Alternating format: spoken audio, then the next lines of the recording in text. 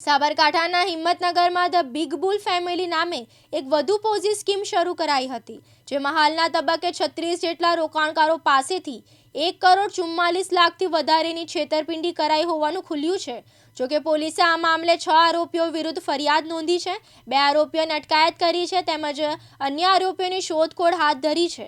જોકે આવનારા સમયમાં આ મામલે મોટા ખુલાસા થવાની સંભાવનાઓ પણ છે। સાબરકાંઠાના હિંમતનગરના પોસ્ટ એરિયા ગણાતા ટાવર રોડ ઉપર ધ બિગ બુલ ફેમિલીના નામે એક પોન્જી સ્કીમ શરૂ થઈ હતી, જેમાં પ્રતિમાસ 4% થી 6% સુધીનું રિટર્ન આપવાનું કહી રોકાણકારોને લલચાવતા હતા। સાથોસાથ તમામ રોકાણ ક્રિપ્ટોકરન્સીમાં કરાતું હોવાના પગલે વધુ આવક થતી હોવાનું રોકાણકારોને જણાવ્યું હતું, જેના પગલે હિંમતનગર સહિત આસપાસના તાલુકાના કેટલાક લોકો આ પોઝિશનના ભોગ બન્યા હતા। જોકે અત્યાર સુધીમાં 36 જેટલા રોકાણકારોએ હિંમતનગર બી ડિવિઝન પોલીસ મથકે 6 જેટલા આરોપીઓ સામે પોલીસ ફરિયાદ નોંધાવી છે, તેમજ પોલીસ ફરિયાદ નોંધાયેલા પગલે પોલીસને તાત્કાલિક ધોરણે 2 આરોપીઓની અટકાયત કરી છે અને તેની તપાસ હાથ ધરી છે।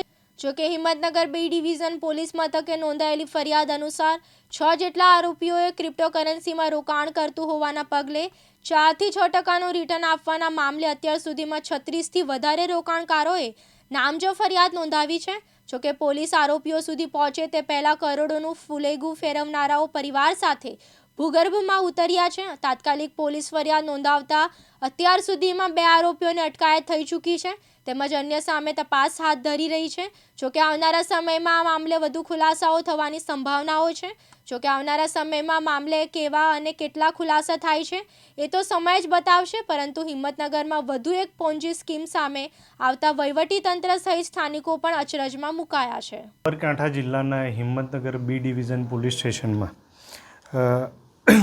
તારીખ 8/11/2025ના રોજ ગુનાહિત વિશ્વાસઘાત અંગેનો ગુનો દાખલ કરવામાં આવેલો છે।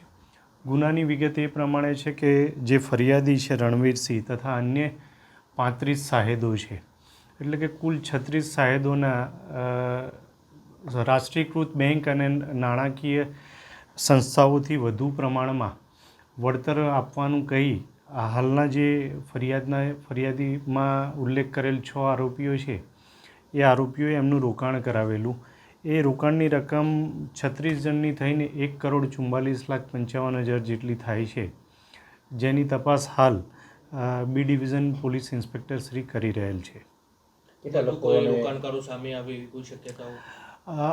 હાલ સુધી 36 રોકાણકારો પોલીસ સમક્ષ આવેલા છે। અન્ય કોઈ રોકાણકારો પોલીસ સમક્ષ આવેથી તેઓની પણ કાયદાકીય કાર્યવાહી કરવામાં આવશે।